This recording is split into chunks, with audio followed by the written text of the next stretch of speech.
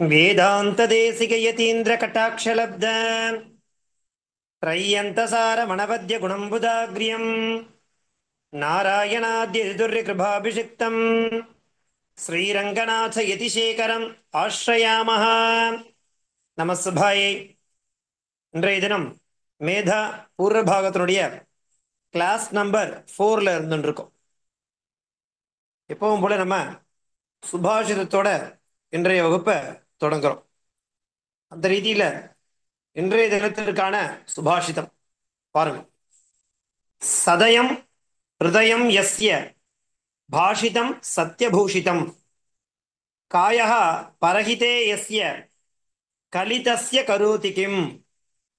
சதயம் ஹிருதயம் யஸ்ய பாஷிதம் சத்யபூஷிதம் காயः பரஹிதே யஸ்ய கலிதஸ்ய கரோதி கிம் அப்படிங்கிறது இன்றைய தினத்திற்கான சுபாஷிதம். இந்த சுபாஷிதனோட அர்த்தம் என்னன்னாக்கா, இப்ப நாம கலியுகம் அப்படின்னு சொல்லக்கூடிய 4வது யுகத்துல இருந்துட்டு இருக்கோம். யுகங்கள் மொத்தம் 4, அது நமக்கு தெரிஞ்சதுதான்.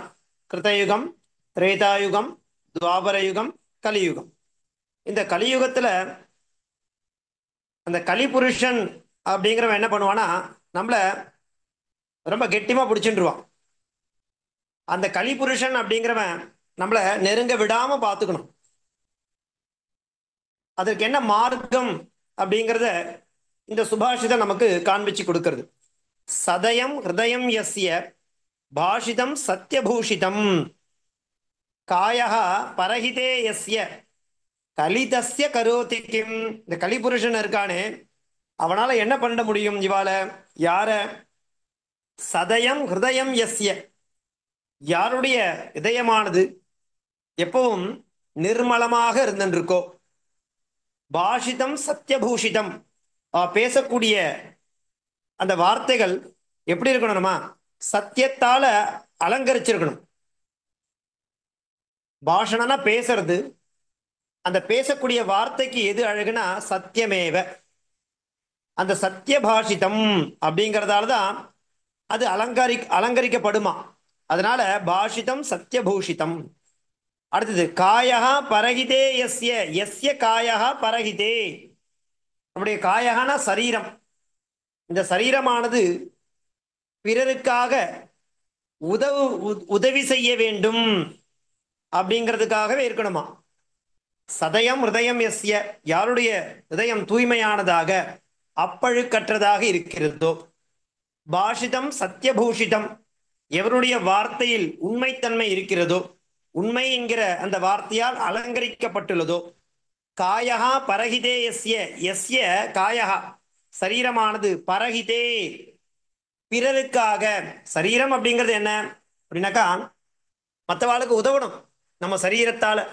எதை போலனாக்கா, நம்ம ஏற்கனவே பார்த்துருக்கோம் போன வகுப்புலையே.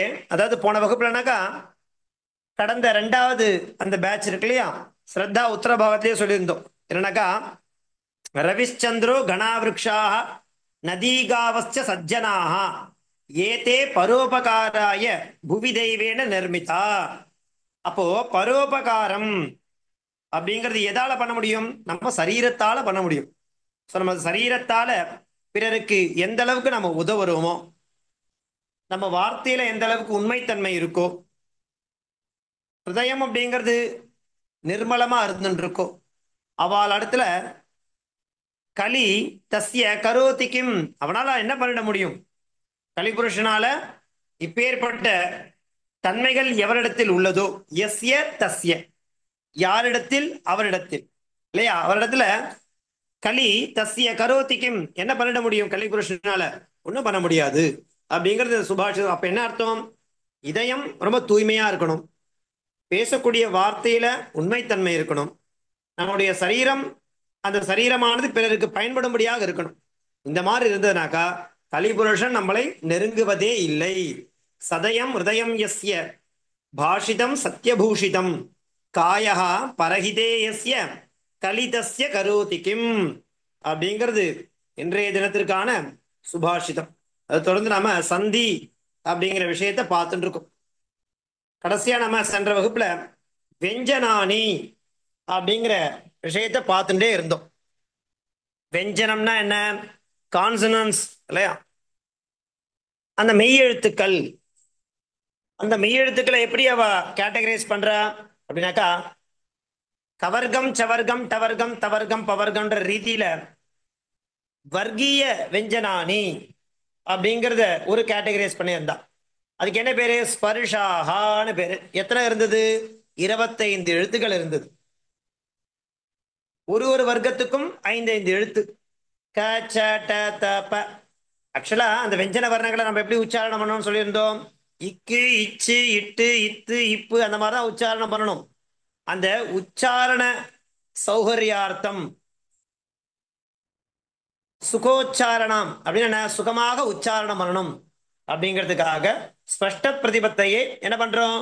ஸ்வரேன சக வெஞ்சனசிய உச்சாரணம் அப்படிங்கிறதாக நம்ம கடைசியா பார்த்து முடிச்சிருந்தோம். அப்படி பார்க்கும்பொழுது என்ன பார்த்தோம்? வர்க்கீய வெஞ்சனானி, அதுக்கு என்ன பேரு? ஸ்பர்ஷாஹா அப்படின்னு பேர் கொடுத்திருந்தோம். எத்தனை மொத்தம்? 25. அடுத்தது அதை தொடர்ந்து என்ன பார்த்தோம்? அவர்கீய வெஞ்சனானி. அவை யாவை அப்படின்னாக்கா, அவர்கீய வெஞ்சனானின்றது அந்தஸ்தாக ஊஷ்மானஹாச்ச. அது மொத்தம் 8. அந்தஸ்தாக எத்தனை? 4. ஊஷ்மானஹா 4. அந்தஸ்தாகனா என்னென்ன வர்ணங்கள்? ய ர ல வ. இதெல்லாம் அந்தஸ்தாக. சரி. ஊஷ்மானஹா இது எது அப்படின்னாக்கா சஷ சஹ. இது ஊஷ்மானஹான்னு சொல்லி. இது ரெண்டும், இந்த 8ம் என்ன கிடையாதுனாக்கா வர்க்கத்துல சேர்றது கிடையாது. அதுக்கு வர்க்கத்துல அடங்காது. அதனால அதுக்கு அவர்கீய வெஞ்சனானி அப்படின்னு பேர் கொடுத்துட்டு இன்னும் ஸ்பெஷலா என்ன நேம் கொடுக்குறா?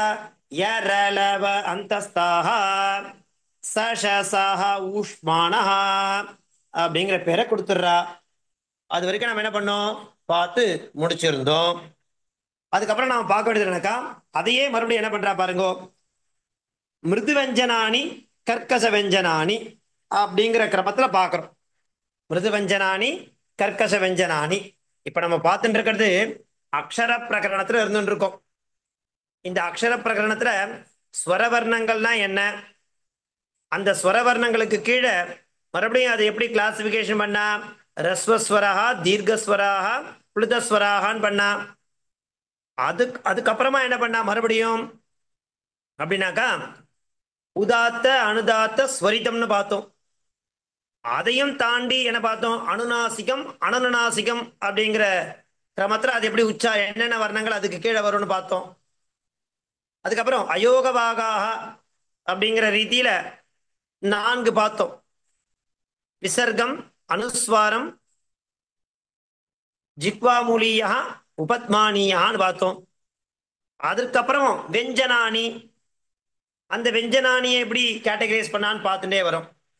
அந்த ரீதியில மறுபடியும் அந்த வெஞ்சன வர்ணங்களை மிருது வெஞ்சனானி கர்க்கச வெஞ்சனானிங்கிற கேட்டகரியில பிரிக்கலாம்.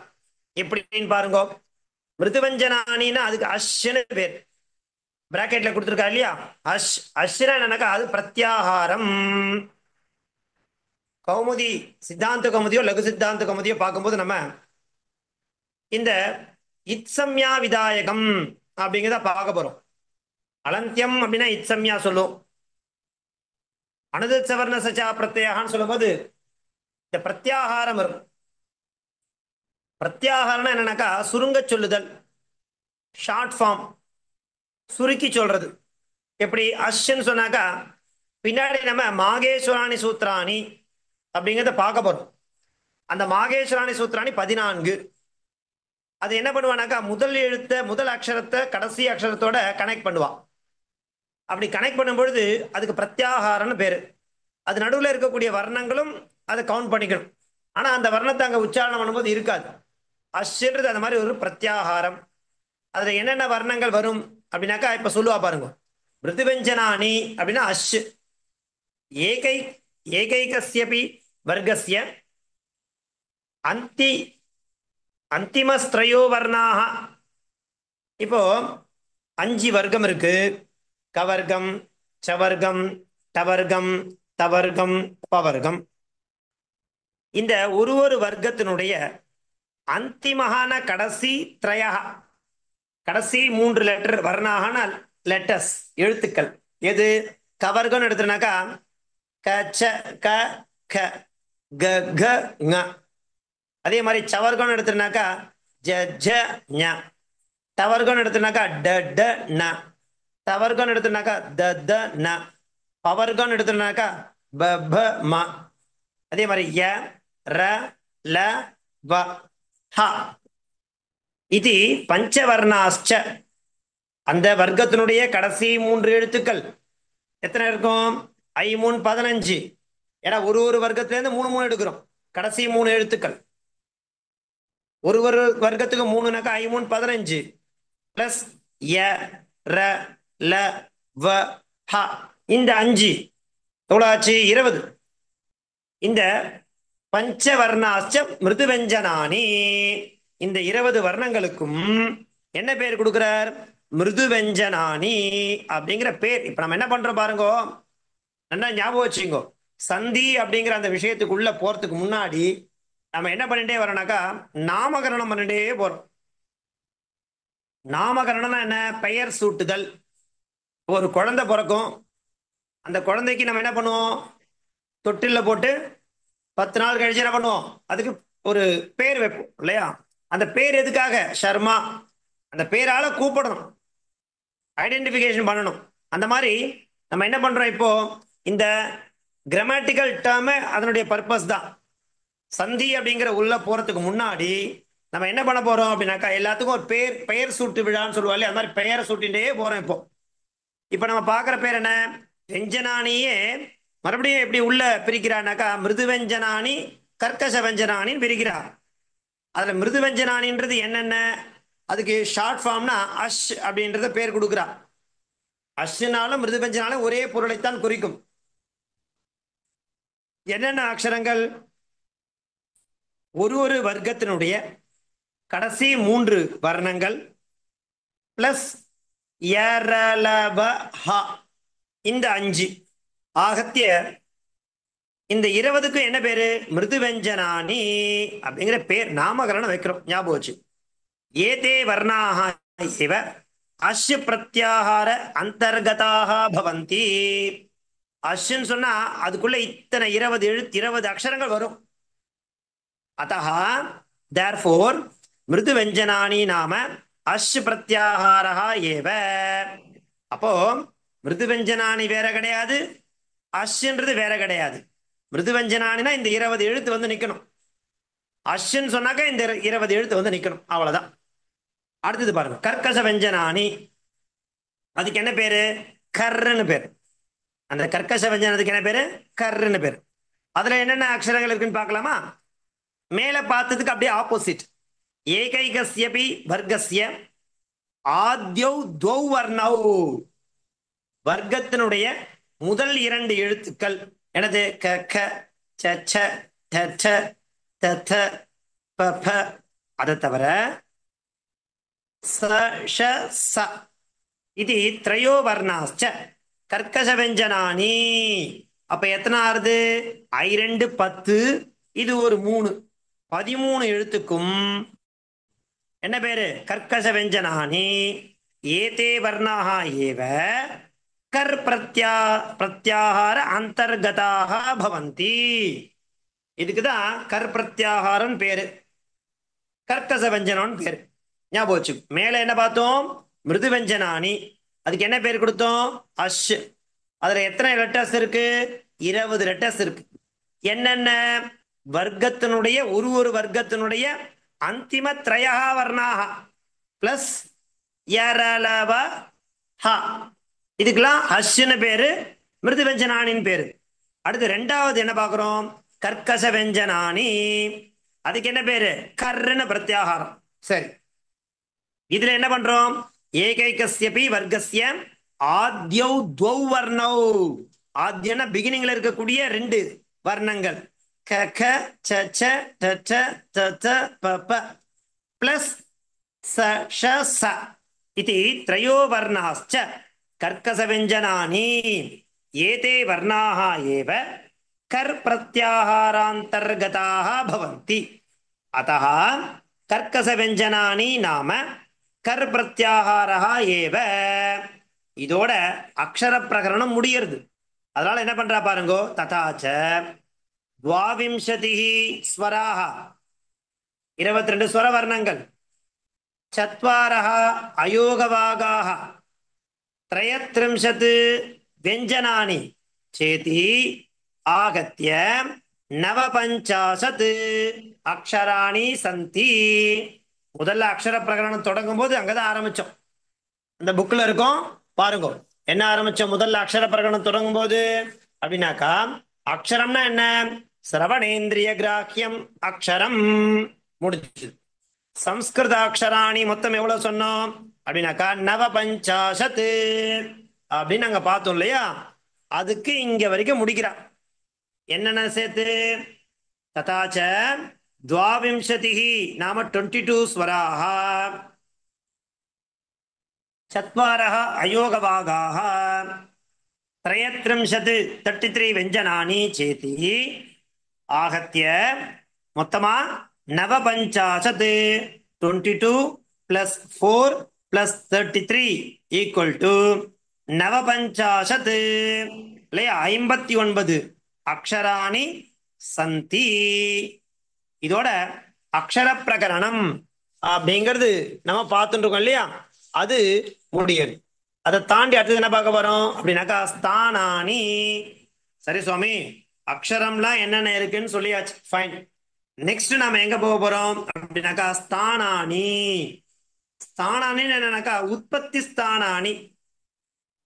உற்பத்தி ஸ்தானானின்னா என்ன, எந்தெந்த எழுத்து எந்தெந்த அக்ஷரம் எந்தெந்த இடத்துல இருந்து உற்பத்தி ஆறுது. அப்புறம் பிரயத்னாச்ச. பிரயத்னாகனா இப்ப நாம ஒரு எஃபர்ட் எடுக்கிறோம், ஒரு அக்ஷரத்தை உச்சாரணம் பண்றதுக்கு முயற்சி எடுக்கிறோம்ல, அதுக்கு பேர் பிரயத்னம்னு பேரு. ஸ்தானம்னா எந்த பிளேஸ்ல இருந்து அந்த அக்ஷரம் உற்பத்தி ஆறுது அப்படிங்கறத இப்ப நம்ம கிளியரா பார்க்க போறோம். அதுக்குதான் ஸ்தானானி பிரயத்னாச்ச அப்படின்னு பேர். அந்த ஸ்தானானி மொத்தம் எத்தனை தெரியுமா, அஷ்ட. அஷ்டனா 8 இருக்கு. நம்ம சரீரத்துல எழுத்துக்கள் உற்பத்தி ஸ்தானானி அப்படின்னா எந்தெந்த அவயவங்களை வச்சுண்டு அந்த அக்ஷரத்தை நாம உச்சாரணம் பண்றோம் இல்லையா, வெர்பல் அப்படின்னா ஃபோனட்டிக் சொல்லுவா இங்கிலீஷ் இல்லையா. ஃபோனட்டிக்னா என்ன, சவுண்டு.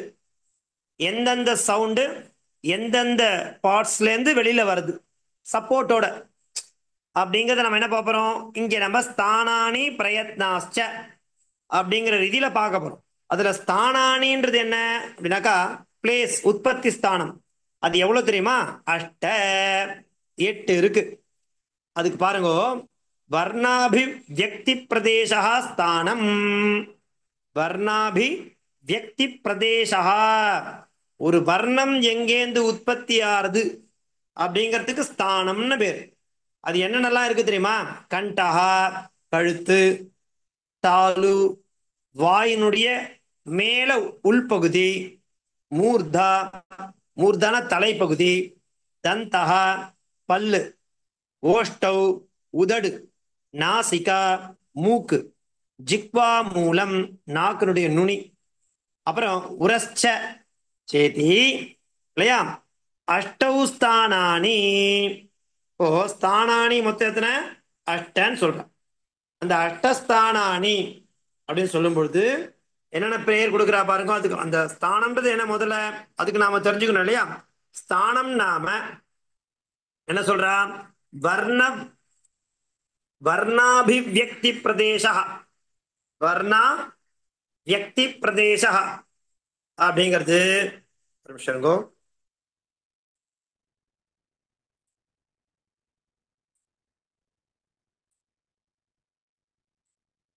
வர்ணாபிவியக்தி பிரதேச. இப்போ எந்த இடத்துல இருந்து எந்த அக்ஷரம் அதனோட சப்போர்ட்னால வெளியில வருதோ அந்த பிரதேசத்துக்கு ஸ்தானம்னு பேர் இல்லையா. இப்போ ஒரே நிமிஷம்.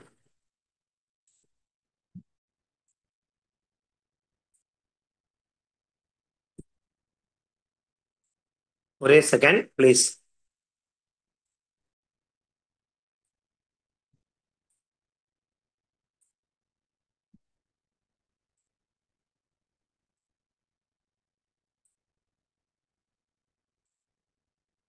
சரி பாருங்க. கண்டஹா, தாலு, மூர்தாம், தந்தஹாம், ஓஷ்டஹாம், நாசிகாம், ஜிக்வாமூலம், உரஸ்சேதி அஷ்டௌ ஸ்தானானி. யதா சப்த பிரயோகே இச்சா பவதி ததா காயாக்னினா பிரேரிதா வாயு. எப்போ நம்ம சப்தத்தை உச்சாரணம் பண்ணோம்னு ஆசைப்படுறோமோ அப்போ காயாக்னினா பிரேரிதா, இந்த சரீரத்துல ஒரு விதமான அக்னி இருக்கு நமக்குள்ள. அது என்ன பண்ணுனாக்கா அது ஒரு வாயுவை உண்டாக்கி கொடுக்கும். அந்த வாயுனா காற்று. அந்த காற்றானது கண்டாதிஸ்தானேஷு சஞ்சரணம் வர்ணானம். கண்டனான கழுத்து, கழுத்து முதலான மற்ற ஸ்தானங்களுடைய சப்போர்ட் இருக்கு இல்லையா, அந்த சப்போர்ட்னால அந்த வர்ணானு அக்ஷரங்கள் அபிவியனக்தி வெளிப்படுமா.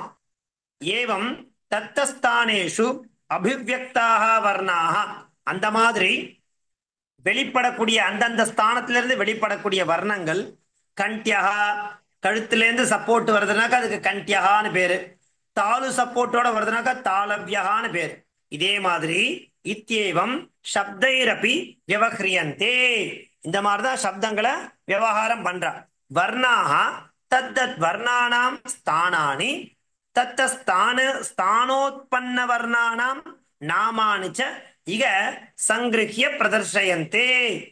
இப்ப நம்ம என்ன பண்ண போறோம் அப்படின்னாக்கா கிளியரா நமக்கு இந்த சார்ட் சொல்லுவா இல்லையா, அந்த சார்ட் எந்தெந்த எழுத்துக்கள் என்னென்ன ஸ்தானத்திலேருந்து வருது அப்படிங்கிறது இங்க நமக்கு என்ன பண்ற, அழகா ஒரு டேபிள் காலம் மாதிரி போட்டு காண்பிக்கிறா. பாருங்க. அ ஆ, அந்த ஆவே மூணு இருக்கு இல்லையா, ரஸ்வ தீர்க்க பிளுத்தம், அகார ஆகார ஆ, இந்த மூணுமே. அதே மாதிரி க க க க ங, மேலும் ஹ அண்ட் விசர்கா. இது எல்லாமே கண்டஹா, உற்பத்தி ஸ்தானம்ன்றது கண்டஹா. அதனால ஸ்தான, அந்த ஸ்தான வர்ணானாம் அப்படி என்ன பண்றது, அது எங்கேருந்து வருது, ஸ்தான ஜன்ய.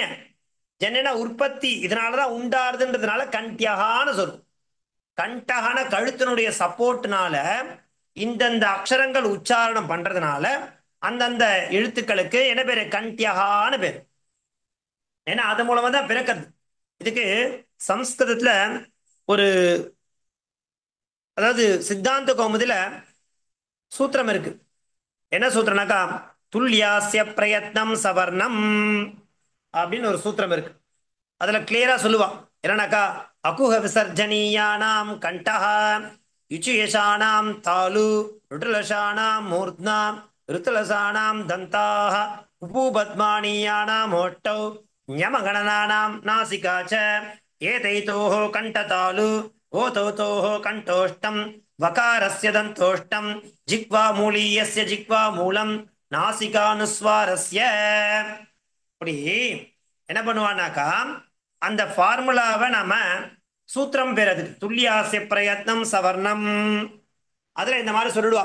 அகுஹ விசர்ஜனீயானாம் கண்டகான என்னன்னாக்கா அ அப்படிங்கிற எழுத்து, அதுல மூணுமே வந்துடும். ரஸ்வம் தீர்க்கம் புழுத்தம், ரஸ்வம் தீர்க்கம் புழுத்தம், எது அகாரத்து. அதே மாதிரி கவர்க்கம் க க க க ங, அதுக்கப்புறம் ஹான்ற எழுத்து, அதுக்கப்புறம் அஹான்ற விசர்க்கம். இது எல்லாமே கண்டஹா. அதுக்கு என்ன பேரு, கண்டியகான்னு பேரு. ஃபார் எக்ஸாம்பிள் நீங்க என்ன பண்ணுங்க, உங்களுடைய கழுத்து பகுதியில கையை வச்சு ஆ ஆ ஆ க க க க ங ஆ ஆஹா சொல்லுங்க பார்க்கலாம். இந்த எழுத்துக்களை உங்க கழுத்துல, கண்டகான கழுத்து, அந்த கழுத்து பிரதேசத்துல கையை வச்சுண்டு சத்தமா அ ஆ ஆ க க க க ங ஹ ஆஹா அப்படின்னு சொல்லி பாருங்க. அந்த கழுத்து பகுதியில தான் என்ன இருக்கும், ஒரு வைப்ரேஷன் வரும். உங்களால கை வச்சு பார்த்தா அந்த சவுண்டை உச்சாரணம் பண்ணிட்டு கையை வச்சு பார்த்தேன்னா என்ன இருக்கும் அப்படின்னாக்கா அந்த ஃபீல் நம்மளால உணர முடியும் இல்லையா? அதுதான் அதுக்கு பிரமாணம். அந்த மாதிரி எந்தெந்த எழுத்து எந்தெந்த பகுதியிலேருந்து உற்பத்தி ஆறுது அப்படின்றத வச்சுண்டு உற்பத்தி ஸ்தானானி, மேலும் ஸ்தானஜன்ய வர்ணான நாமானி, அந்த ஸ்தானஜன்யம் அங்கேருந்து பிறக்கிறதுனால அதுக்கு ஒரு பேர் அப்படி கொடுக்குறான். அ ஆ ஆ க க க க ங ஹ விசர்க, இதெல்லாம் கண்டகான பேர். அடுத்தது என்ன இருக்கு? தாலு. தாலுனா வாயினுடைய உள்ள மேல் பகுதி, அதுக்கு தாளவியகான பேர் இல்லையா? அது என்னென்ன எழுத்து? இ ஈ ஈ ச ச ஜ ஜ ஞ ய ஷ, இதெல்லாம் அந்த தாளவியகான பேர், வாயினுடைய உள்பகுதி மேல் பகுதி. அடுத்தது ரு ரு ரு ட ட ட ட ந ர ஷ, இதெல்லாம் மூர்தா தலைப்பகுதி, அதனால அதுக்கு என்ன பேரு? மூர்தன்யகான பேர். அடுத்தது பாருங்க தந்தாஹா, இதெல்லாம் பல்லு அதனுடைய சப்போர்ட் இல்லாம சொல்லவே முடியாது. எது? லு லு த த த த ந ல ச, இதெல்லாம் என்ன பேரு அப்படின்னாக்கா தந்தாஹா. இது வரைக்கும் இன்னைக்கு இருக்கட்டும். இப்ப நம்ம பார்த்தது இன்றைய தினம் என்ன பார்த்திருக்கோம்? கர்க்கச வெஞ்சனானினா என்ன, மிருது வெஞ்சனானினா என்ன, அக்ஷரங்களை எப்படி எப்படிலாம் அதுல விபாகங்கள் அப்படிங்கிறத பார்த்துட்டு என்ன ஆரம்பிச்சிருக்கோம்? ஸ்தானானி அண்டு பிரயத்னாச்ச. அதுல ஸ்தானானி மொத்தம் எத்தனை? அஷ்ட, 8 இருக்கு. அதோட பெயர் என்னென்ன கொடுத்தேன்? கண்டகா, தாலு, மூர்தா, தந்தகா, ஓஷ்டௌ, நாசிகா, ஜிக்வா மூலம், உரஸ்சேதி, அஷ்டௌ ஸ்தானானி அப்படின்னு பார்த்து அதுல என்ன சொல்லியிருக்கோம் இப்போதைக்கு? கண்டகா, அதுக்கு என்ன பேரு? கண்டியகான்னு பேர். தாலு தாளவியகான்னு பேர். மூர்தா மூர்தன்யகான்னு பார்த்தோம். தந்தாக தந்தியகான்னு பேர். உற்பத்தி ஸ்தானம் வேற, ஸ்தானஜன்ய வர்ண நாமானி வேற. சோ எந்தெந்த உற்பத்தியில எந்தெந்த வர்ணங்கள் எந்தெந்த ஸ்தானத்துல இருந்து உற்பத்தி ஆறுதுன்றதுக்கு மொத்தம் 8 இருக்கு. அதுல இன்றைய நம்ம 4 தெரிஞ்சுட்டு இருக்கோம். கண்டகா கழுத்து, தாளகா வாயினுடைய உள்பகுதி, மூர்தா தலைப்பகுதி, தந்தாக பல்லு. இதனுடைய சப்போர்ட்னால வரக்கூடிய இந்த எழுத்துக்கள் அக்ஷரங்கள் என்னென்ன அப்படிங்கறத உங்களுக்கு அழகா இங்க டிஸ்பிளே பண்ணி காண்பிச்சு கொடுத்துருக்கேன். சரியா? இது நீங்க நல்லா உட்காந்து பிராக்டிஸ் பண்ணுங்க. அடுத்த வகுப்புல மீதமுள்ள 4 அதனுடைய உற்பத்தி ஸ்தானம் என்ன, அக்ஷரம் என்ன அப்படிங்கறத அடுத்து வரக்கூடிய வகுப்புல நான் உங்களுக்கு கிளியரா சொல்றேன். சோ இன்றைய தினத்திற்கான அவகாசம் ஆயிடுது. சரியா? இப்ப நடந்து முடிஞ்ச வரைக்கும் ஏதேனும் உங்களுக்கு சம்சயம் இருந்ததுன்னா கேளுங்க, சொல்றேன். தாசன், புரியுறதா? நடத்துறது கிளியரா இருக்கா? Clear ஆயிருக்கு சுவாமி. Thank you. Clear ஆயிருக்கு மகோதயா. சுவாமி ஒரு டவுட். சுவாமி அனுநாசிகாக அனனுநாசிகாக நம்ம எங்கெல்லாம் யூஸ் பண்ணுவோம்? இல்ல முதல்ல இப்போ நல்லா புரிஞ்சுக்குங்க. நம்ம யூஸ் பண்ண போறது எங்க அப்படிங்கிறது பின்னாடி தான் வரப்போறது இல்லையா? எந்தெந்த வர்ணங்கள் அக்ஷரங்கள் எந்தெந்த அந்த நான் ஒரு தலைப்பு கொடுக்குறேன் இல்லையா, அதுக்கு கீழே அது எப்படி வரும் அப்படிங்கிற அந்த முதல்ல அந்த கிராமட்டிக்கல் டேர்மை நம்ம புரிஞ்சுக்கணும். முதல்ல அனுநாசிக்கான என்னென்ன வர்ணங்கள், அனனுநாசிகான்ற வர்ணம் எதுக்கு இது அப்ளை ஆகும் அப்படிங்கறத நாம தெரிஞ்சுட்டா பின்னாடி வரும்போது அனுநாசிக சந்தி அப்படின்னா வரப்போறது. அப்ப நாம இதெல்லாம் அங்க அப்ளை பண்ணுவோம். ஓகேவா? இப்போ ஒரு பிரத்யாகாரம் பண்றோம்னாக்கா கரு பிரத்யனா என்ன, அஷ்பிரத்யனா என்னன்னு இப்ப நம்மளால சொல்ல முடியாது. அதுக்கு இந்தந்த வர்ணங்களுக்கு இந்தந்த பிரத்யாகாரம்னு பேரு, அதை தெரிஞ்சுக்கிறோம். பின்னாடி இதனுடைய பயன்பாடு வர போறது. இப்போ நம்ம ஒரு சமையல் பண்ண போறோம் இல்லையா? ஃபார் எக்ஸாம்பிள் ஒரு குழம்பு பண்ண போறோம்னு வச்சுங்களேன். குழம்பு பண்றதுக்கு முதல்ல என்ன பண்ணுவோம்? கரமதுக்காக திருத்தி வச்சுப்போம் இல்லையா? புளியை ஊற வச்சுப்போம். இந்த மாதிரி என்னென்ன அதுக்கு அதாவது பிலிமினரி ஒர்க்லாம் பண்ணாதான் அங்கே போய் நேராக நம்ம கிச்சனில் குழம்புக்கு பண்ண முடியும். பிலிமினரி ஒர்க் பண்ணாமே இல்லையா, கேஸை மூட்டிட்டு அதுக்கப்புறம் போய் காய் திருத்துவேலா பண்ண மாட்டோம் இல்லையா? அந்த மாதிரி நம்ம உபகரணங்களை முதல்ல எப்படி தயார் பண்ணிட்டு அடுத்தது போவோம் அடுத்த காரியத்துக்கு. அந்த மாதிரி இப்போ நம்ம பின்னாடி சந்தி காரியங்கள்லாம் பண்ண போகிறோம். அந்த காரியங்கள் இதனுடைய யூசேஜ்லாம் பின்னாடி தான் வரப்போகிறது.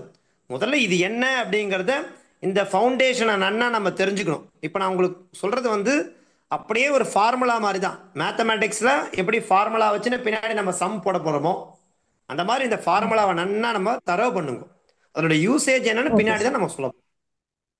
Okay sir. இப்போ எனக்கு ஹோம்ஒர்க்னா எப்படி எழுதி அனுப்புது? ஏன்னா புக்கு நான் பிரிண்ட் அவுட் ஹோம்ஒர்க் நான் தான் உங்களுக்கு எடுத்துட்டேன். இந்த கிளாஸ் முடிஞ்ச உடனே அந்தந்த பிக்சரை நான் உங்களுக்கு என்ன பண்ணுறேன், குரூப்பில் ஷேர் பண்ணுறேன். அதை அப்படியே பார்த்து நீங்கள் எழுதி எனக்கு ஃபோட்டோ காப்பி எடுத்து என்னுடைய இண்டிவிஜுவல் வாட்ஸ்அப்புக்கு நீங்கள் எனக்கு அனுப்பணும். அவ்வளோதான். Okay okay sir. என்ன பிரிண்ட் அவுட் எடுத்துட்டு இருக்கேன், அதனால தான் கேட்டுட்டேன். புக் எடுத்துட்டு. இல்லை இல்லை, பிரிண்ட் அவுட் எடுத்துக்கோங்க. நீங்கள் நோட்டில் எழுத மாட்டேல, அதை பார்த்து ஆ சின்ன எழுதணும். சின்னதா எழுதி. கண்டிப்பாக பிரிண்ட் அவுட் எடுத்தால் மாத்திரம் போராது. பிரிண்ட் அவுட் அதான் ஓகே புஸ்தகஸ்தா ஜெயா வித்யா தான். புஸ்தகத்தில் இருக்கிற கல்வி புஸ்தகத்திலே தான் இருக்கும். நம்ம அதை கொண்டு வரணும், நம்ம எழுதணும், அபியாசம் பண்ணணும், படிக்கணும். Okay sir. அப்புறம் தான் நமக்கு தரவா. எழுதின வரைக்கும் உங்களுக்கு ஹோம்ஒர்க் அனுப்பிச்சிடுறேன் நான். ஆமாம், அனுப்பிச்சிடுங்க. நேற்று தினத்துக்கு உண்டான ஹோம்ஒர்க் அப்படியே அனுப்பிவிடுங்க. நன்றி சார். महोदय ಧನ್ಯವಾದ नमस्कार महोदय ಧನ್ಯವಾದ ಗಜಿ. மகோதய அந்த சந்தியோட புக்கோட ஃபர்ஸ்ட் பேஜ் அனுப்புறேன்னு சொன்னாலேம்மா, அது நான் வந்து போன மண்டேல இருந்தா கிளாஸ் அட்டன் பண்றேன். இது 2 கிளாஸையும் நான் வந்து பாத்துக்கிறேன் வாட்ஸ்அப்ல இருந்து. இது வந்து அந்த புக்கோட ஃபர்ஸ்ட் பேஜ் மட்டும் கொஞ்சம் அனுப்பலன்னா பாத்துக்கிறேன் மகோதயா. தன்யவாதம் மகோதயா. ಧನ್ಯವಾದ.